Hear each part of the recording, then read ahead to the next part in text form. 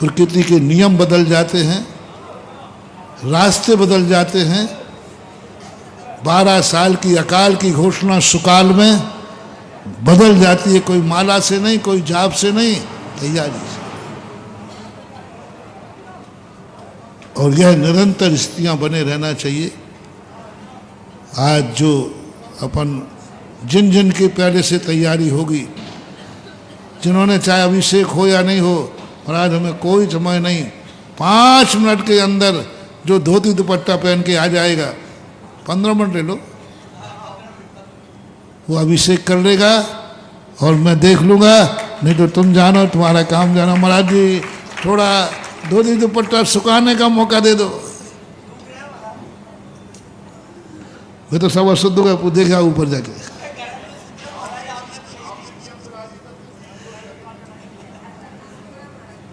अब सुबह के महाराज थोड़ा सा पहले बता देते, शाम को बता देते। मैंने कहा मजा तो इसी का है। सेटेड कार्यक्रम में मजा नहीं है। अच्छा ये बताओ, मृत्यु यदि पहले से प्लानिंग से आवे तो?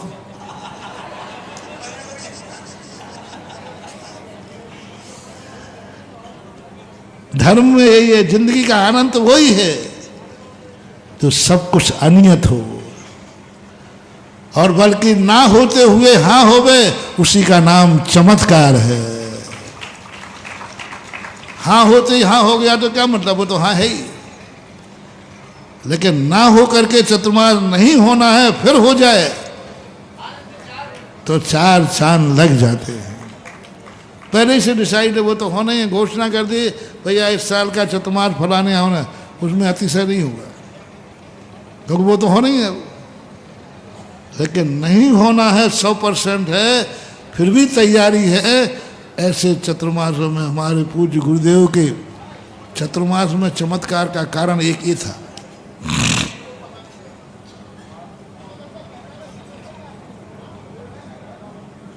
वो जहाँ जाते तो वहीं चमत्कार।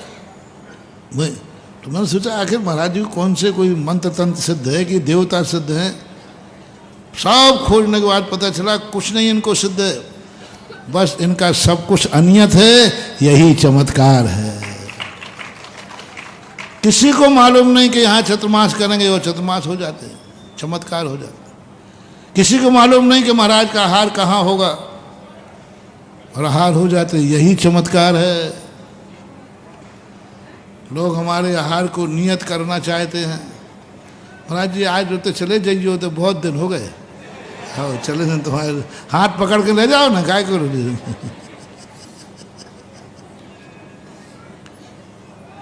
बहुत सारे लोग कहते हैं, लेकिन वहाँ होता है जहाँ होना नहीं होता है। जो नियत करने वाले होते हैं उनके आहार हो भी जाए तो मज़ा नहीं है, और होता नहीं टल जाता है। और जो अनियत आहारी होते हैं बोले नहीं कोई भरोसा नहीं, मेरा तो महाराज जी जब तक हैं चौका लगेगा। महाराज नहीं आए तो कोई बात नहीं, नहीं आए तो नहीं आए, नहीं आए तो नहीं आए। देखना ऐसा चमत्कार होगा, ऐसा चमत्कार होगा कि 3 जन्म का भी अंतराय कर्म पड़ा होगा, वो अंतराय क्षय हो करके और महाराज तुम्हारे दरवाजे खड़े हो गए। भाई तुम्हें कहना हमें कुछ लेना देना नहीं, इस जन्म में नहीं, अगले जन्म में, हम हताश होने वाले नहीं। तुम तो धमकी और देते हो, देख लो भैया महाराज आ रहे हो तो ठीक, नहीं तो बोल दो बोल दो बोल दो, बंद कर दूंगा। और ध्यान रखना भैया, फिर मैं कभी जिंदगी में चौका नहीं लगाऊंगा। अरे मत लगा, तू किसके बाप को धमकी दे रहा है? अरे मत लगा भाई, मत लगा। कि लगाने का किसने कहा था जो बंद करने की कहें? लगाने कई लोग कहते देखो भाई मैं नहीं हुआ, एक स्थान पे हुआ था, यदि महाराज का नहीं हुआ आहार तो मैं जिंदगी में कभी आहार का चौका नहीं लगाऊंगा। उसके आहार होना थे, ये नियम देते ये आहार नहीं हुए।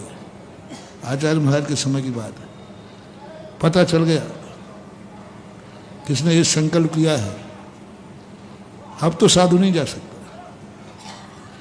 यदि तुमने कोई नियम ले लिया है कि हमारा ये नियम है और ये और ले लिया, नहीं हुआ तो फिर मैं जिंदगी में कभी चौका फिर साधु नहीं जा सकता।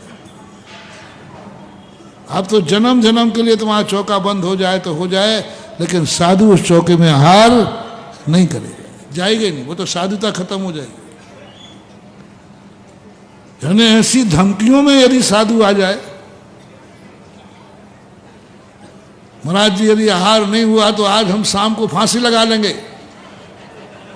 अरे धमकी का तो कोई भरोसा नहीं, धमकी तो पता नहीं क्या करते तुम। हम महाराज को बुलाना क्या करें, महाराज बहुत करुणावान है, महाराज जी यदि कल तक हार नहीं हुआ तो ध्यान ना, कल शाम को हम फांसी लगा लेंगे।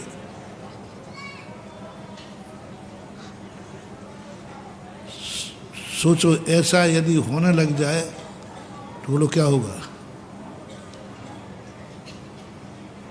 ये धमकी में साधु को चले जाना चाहिए या नहीं? है? नहीं जाना चाहिए। हम जैसा साधु होगा तो मन के भैया मजबूत रस्सी देखना, टूट नहीं जाए, टूट नहीं जाए रस्सी, मजबूत देखना।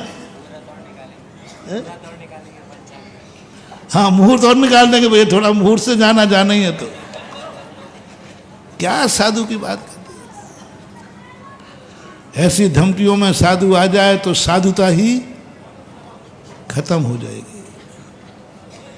राजा और महाराजा संसार की किसी भी धमकी में आते नहीं।